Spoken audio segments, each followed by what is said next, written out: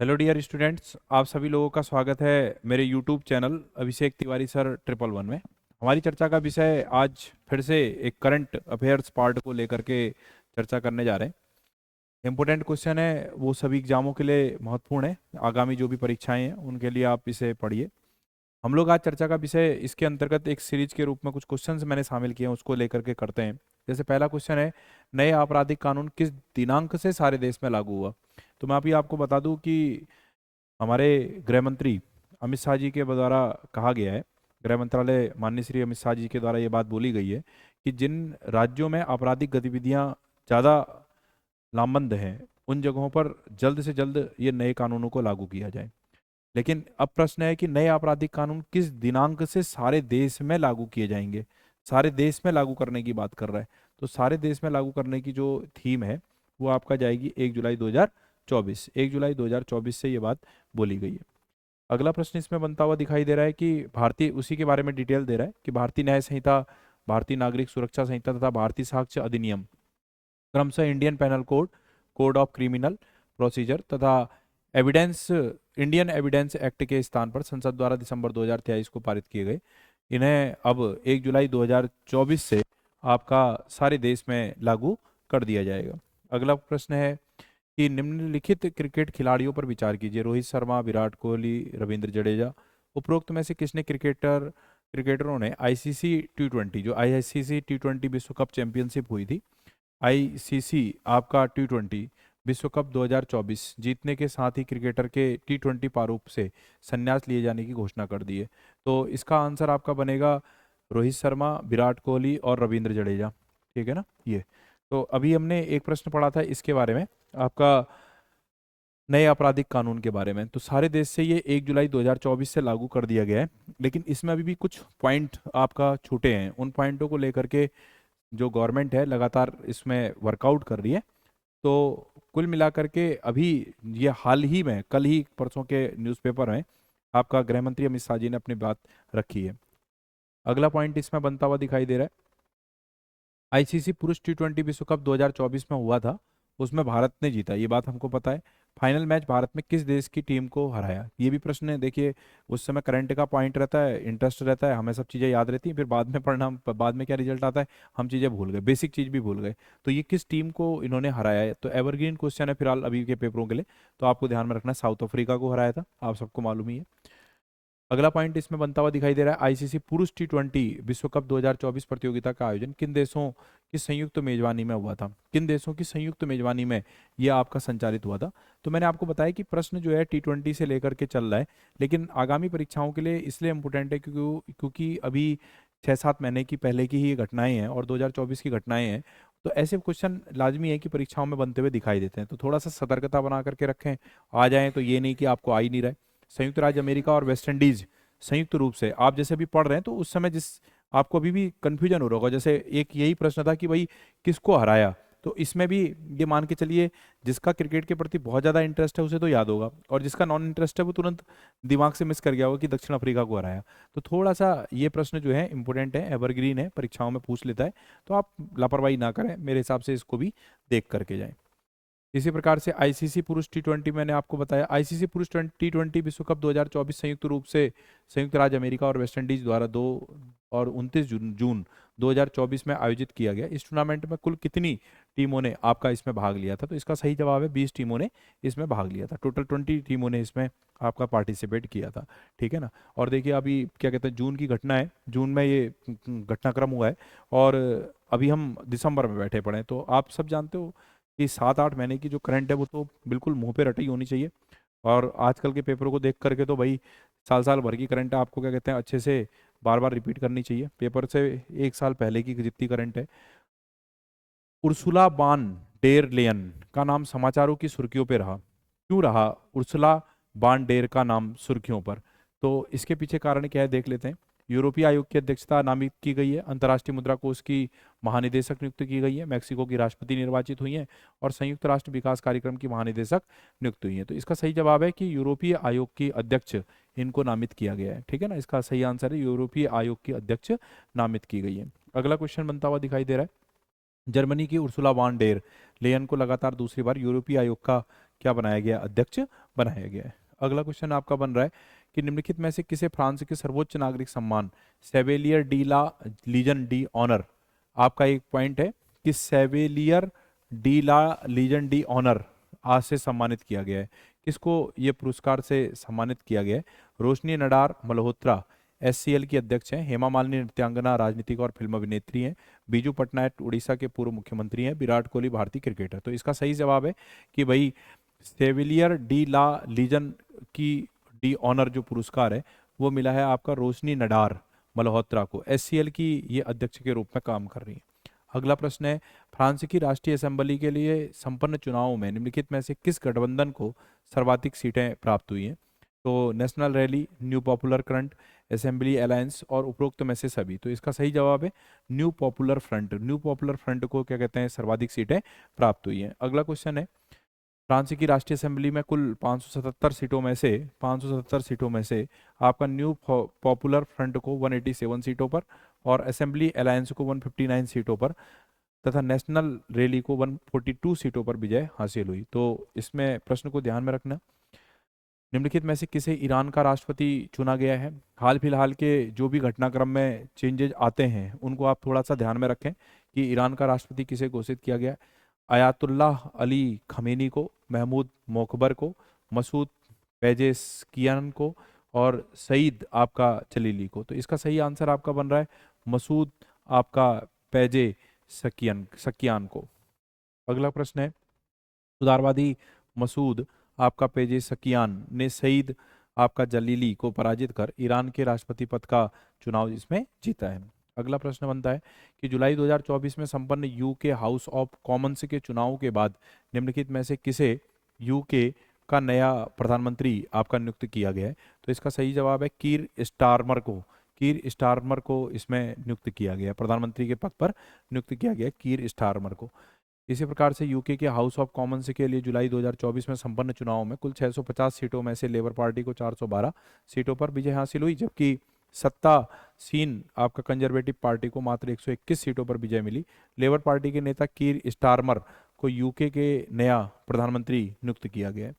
अगला क्वेश्चन है, उत्तरी अटलांटिक संधि जिसे हम नाटो बोलते हैं और कह रहा है कि नाटो के संदर्भ में निम्नलिखित कथनों पर विचार कीजिए। नॉर्थ अटलांटिक काउंसिल के नीदरलैंड के पूर्व प्रधानमंत्री मार्क रूट को नाटो का अगला महासचिव नियुक्त करने का निर्णय लिया गया। मार्क रूट जेंस स्टोल डेनवर्ग का स्थान लेंगे, इस बात को इंडिकेट किया है। मार्क रूट वो 1 अक्टूबर 2024 को नाटो के महासचिव का पद संभालेंगे।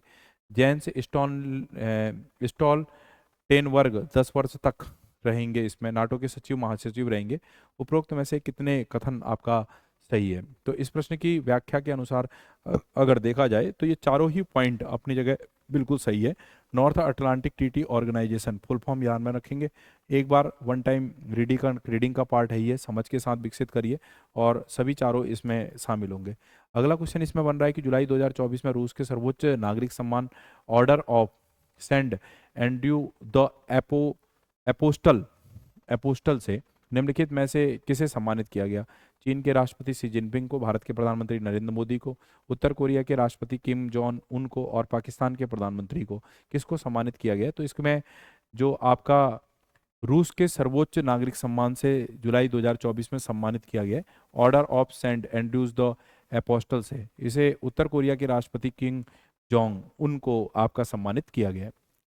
अगला प्रश्न है, 9 जुलाई 2024 को रूसी राष्ट्रपति व्लादिमीर पुतिन ने प्रधानमंत्री नरेंद्र मोदी को रूस के सर्वोच्च सम्मान Order of Saint Andrew the Apostle से सम्मानित किया है। एक बार इसमें क्वेश्चन को ध्यान से देखें, यहाँ पर एक कंफ्यूजन बन रहा है, उत्तर मैंने गलत बोल दिया है और इसका सही उत्तर होगा भारत के प्रधानमंत्री को। भारत के प्रधानमंत्री को इसमें सही जवाब इंडिकेट होगा। भारत के प्रधानमंत्री नरेंद्र मोदी को मिला है ऑर्डर ऑफ द एंड्रयूज। अगर ये वाला क्वेश्चन का जवाब होता तो हमें भाई इतना इंपॉर्टेंट क्वेश्चन नहीं था, लेकिन क्वेश्चन का जवाब हमारे देश के प्रधानमंत्री के साथ जुड़ा है इसीलिए इंपॉर्टेंट है। तो मैंने गलत बोला था आंसर, उत्तर कोरिया के राष्ट्रपति किम जोंग यून को आप सुधार कर लेंगे, भारत के प्रधानमंत्री नरेंद्र मोदी को मिला है। व्याख्या में इस बात को इंडिकेट किया गया। अगला प्रश्न इसमें बनता हुआ दिखाई दे रहा है कि निम्नलिखित में से किसे भारतीय पुरुष क्रिकेटर टीम का प्रमुख कोच नियुक्त किया गया है? महेंद्र सिंह धोनी को, अंशुमान गायकवाड़ को, गौतम गंभीर को और सौरव गांगुली को। किसे प्रमुख टीम का कोच नियुक्त किया गया है? तो आप सब जानते हो कि टीम का प्रमुख कोच जो नियुक्त किया गया है भारतीय पुरुष क्रिकेट का वो है गौतम गंभीर। तो इसका सही आंसर आएगा गौतम गंभीर। अगला क्वेश्चन है, 18वीं लोकसभा के चुनावों के बाद गठित 8 कैबिनेट समितियों में से किस समिति के अध्यक्ष प्रधानमंत्री मोदी नहीं है? आवास संबंधी कैबिनेट समिति, कौशल रोजगार एवं जीवन यापन समिति, संसदीय मामलों संबंधी समिति, और साथ ही साथ में है आपका निवेश एवं समृद्धि पर कैबिनेट समिति। निवेश एवं समृद्धि पर कैबिनेट समिति ये प्रधानमंत्री के पास है, ठीक है। इसी प्रकार से आपका इसमें जो अगला पॉइंट आ रहा है वो है आपका कौशल रोजगार एवं जीवन यापन समिति, ये भी प्रधानमंत्री के पास है। आवास संबंधी कैबिनेट समिति इनके पास नहीं है, और संसदीय मामलों संबंधी समिति के अध्यक्ष नरेंद्र मोदी नहीं है। तो दो क्वेश्चन इससे आउट हो रहे हैं, पहला और तीसरा। तो इस तरह से इसका आंसर आ जाएगा बी वाला, पहला और तीसरा, ठीक है। अगला क्वेश्चन बनता हुआ दिखाई दे रहा है, आवास संबंधी कैबिनेट समिति के अध्यक्ष गृह मंत्री अमित शाह हैं, तथा संसदीय मामलों के संबंधी समिति का अध्यक्ष जो है रक्षा मंत्री राजनाथ सिंह है। तो यहाँ पर इस चीज को स्पष्टीकरण के माध्यम से टिप्पणी कर रखी है, तो आप इसे थोड़ा सा देख लें। अगला प्रश्न बनता है आपसे, टेनिस ग्रेट सैलम टूर्नामेंट आपका विंबलडन 2024 का जो पुरुष खिताब है वो किसने आपका जीता है, ये प्रश्न हमसे पूछ रहा है।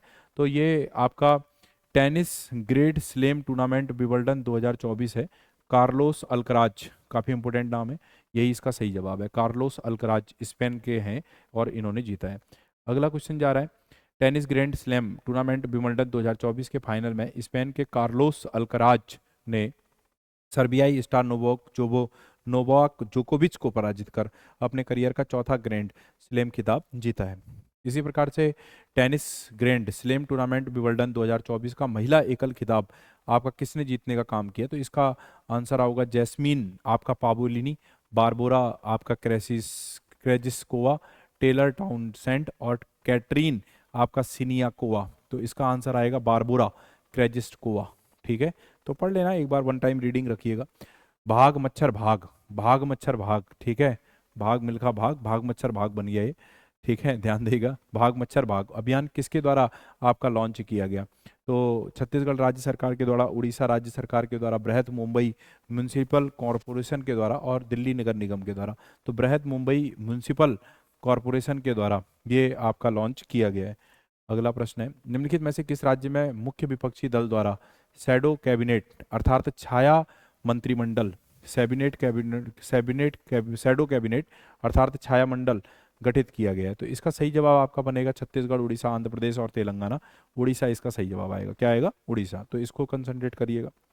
अगला प्रश्न आपसे जा रहा है कि उड़ीसा के पूर्व मुख्यमंत्री नवीन पटनायक हैं, और आप सब जानते हो विगत चुनाव में बीच जनता दल की पराजय के बाद मुख्य विपक्षी दल की भूमिका के रूप में कि ब्रिटेन की बेस्ट मिनिस्टर और प्रकार की शैडो कैबिनेट बनाई है, जिसमें बीजू जनता दल के 50 प्रमुख विधायकों को राज्य के विभिन्न विभागों में सरकार के कामों पर निगाह रखने का दायित्व सौंपा गया। तो ये एक आपका विपक्षी दल के द्वारा बनाई गई शैडो कैबिनेट है, जो जो उनके द्वारा बनाई गई विभाग हैं, जो वर्तमान में सरकार है उनके द्वारा जो बनाई गई विभाग है उन पर शैडो के रूप में अर्थात उसकी परिछाया बन करके उसमें निगरानी रखेगी, ठीक है।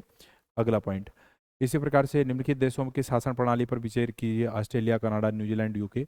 उपरोक्त में से किस देश में शैडो कैबिनेट, बहुत इंपॉर्टेंट क्वेश्चन है फिलहाल, अभी अच्छे अच्छे एग्जामों के लिए काफ़ी इंपॉर्टेंट है, टिप्पणी इस पर आ सकती है, लिखनशैली इस पर बन सकती है। तो शैडो कैबिनेट जो है आपका, ठीक है, ब्रिटेन के व्यवस्थाओं से इसे इंडिकेट किया गया है, लिया गया है, ठीक है ना। तो शैडो कैबिनेट जो है कि स्थानिक प्रणाली कार्यरत है, कहाँ कहाँ ये चीज़ें हमें देखने को मिल रही है। तो एक तो आपका जवाब बिल्कुल ही इसमें सही होगा, यूके। यूके तो है ही है, ठीक है ना। आपको मैं बता दूं कि यूके में है तो ऑस्ट्रेलिया में भी है, कनाडा में भी, न्यूजीलैंड। इसका सही जवाब, सारे ही क्वेश्चन का जवाब सही आएगा कि शैडो कैबिनेट के रूप में वो चीज़ें काम करती हैं। ऑस्ट्रेलिया, कनाडा, न्यूजीलैंड तथा यूके में शैडो कैबिनेट की संस्थानिक प्रणाली कार्यरत है। कनाडा में इसे विपक्षी आलोचकों का नाम दिया गया है, यूके में शैडो कैबिनेट का नाम है, और हाउस ऑफ कॉमन्स में मुख्य विपक्षी पार्टी द्वारा किया जाता है। इसमें विपक्षी दल के प्रमुख राजनीतिकों को सरकार के मंत्रियों के समकक्ष विभागों में कार्यप्रणाली पर निगरानी रखने, असफलताओं के लिए सत्तासीन मंत्रियों को जवाबदेह ठहराना तथा वैकल्पिक नीतियां बनाने का कार्य सौंपा गया है। तो ठीक है, निगरानी के तौर पर जिस तरह से सरकार बनी है उसी सरकार के विपरीत जो विपक्षी दल है वो भी अपनी एक क्या कहते हैं व्यवस्था बना लेते हैं, जिसके कारण से जो वर्तमान सरकार कार्य करती है उसका एक शैडो प्रतिलिपि के प्रतिछाया के रूप में काम करने का काम करते हैं, ठीक है ना। तो इसको ध्यान में रखना। बाल खाद्य गरीबी प्रारंभिक बचपन में पोषण अभाव रिपोर्ट 2024 के बारे में निम्नलिखित में से कौन सा कथन सही है? यह रिपोर्ट संयुक्त राष्ट्र खाद्य एवं कृषि संगठन द्वारा जारी किया जाता है। बाल खाद्य गरीबी को जीवन के प्रथम 5 वर्षों में बच्चों की पौष्टिक और विविध आहार तक पहुंच और उपभोग करने में असमर्थता के रूप में परिभाषित किया गया है। तो इसमें जो सही कूट का इसका जवाब बनता हुआ दिखाई दे रहा है वो केवल बाल खाद्य गरीबी को जीवन के प्रथम 5 वर्षों में बच्चों की पौष्टिक और विविध आहार तक पहुंच पर उपभोग करने में असमर्थता, ये शब्द असमर्थता के रूप में परिभाषित किया गया है, समर्थता के रूप में। तो इसमें कौन सा कथन सही है पूछा है, कौन सा कथन सही है बाल खाद्य गरीबी को जीवन के प्रथम 5 वर्षों में। तो इसका आंसर जो आएगा केवल आपका 2 आएगा। ठीक है, इस पर देखते हैं टिप्पणी करिए नहीं की है। प्रश्न को एक बार फिर से पढ़िए। बाल खाद्य गरीबी प्रारंभिक बचपन में पोषण अभाव रिपोर्ट 2024 के बारे में निम्नलिखित में से कौन सा कथन सही है। यह रिपोर्ट संयुक्त राष्ट्र खाद्य एवं कृषि संगठन द्वारा जारी की गई है। बाल खाद्य गरीबी को जीवन के प्रथम 5 वर्षों में बच्चों की पौष्टिक और विविध आहार तक पहुंच और उपभोग करने में असमर्थता के रूप में परिभाषित किया जाता है। तो ये ठीक है, हाँ बिल्कुल, तभी रिपोर्ट आएगी, असमर्थता के रूप में परिभाषित किया जाता है। ये सही है, केवल 2 सही है। एक बार फिर भी चेक कर लेंगे और बता देंगे, ठीक है ना। आगे देखेंगे। निम्नलिखित राजनीतिज्ञों में से के नामों पर विचार कीजिए। राजीव गांधी, स्वर्गीय अटल बिहारी वाजपेयी, स्वर्गीय श्रीमती सोनिया गांधी, श्री राहुल गांधी। उपरोक्त में से कितने राजनीतिक लोकसभा के नेता प्रतिपक्ष के पद पर कार्य कर चुके हैं, नेता प्रतिपक्ष के रूप में पद पर कार्य कर चुके हैं। इनमें से कितने लोग हैं जो ऐसे चीज़ों पर वर्कआउट कर चुके हैं। तो देखो, राजीव गांधी भी नेता प्रतिपक्ष के रूप में काम किया, अटल बिहारी वाजपेयी ने भी, सोनिया गांधी में भी, और राहुल गांधी ने। तो सभी 4 इसके आंसर आ जाएंगे। तो ऐसे क्वेश्चन पर थोड़ा सा लोकसभा चुनाव से संबंधित है तो आप लोग ध्यान में रखिएगा।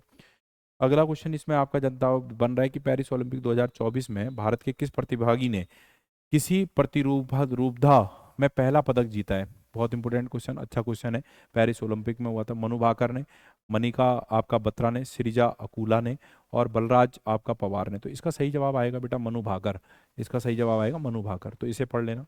अगला क्वेश्चन है आपका, भारत हरियाणा की निशानेबाज मनु भाकर ने आपका पेरिस ओलंपिक 2024 में 10 मीटर एयर पिस्टल निशानेबाजी से इतने का स्कोर करके कांस्य पदक जीता था।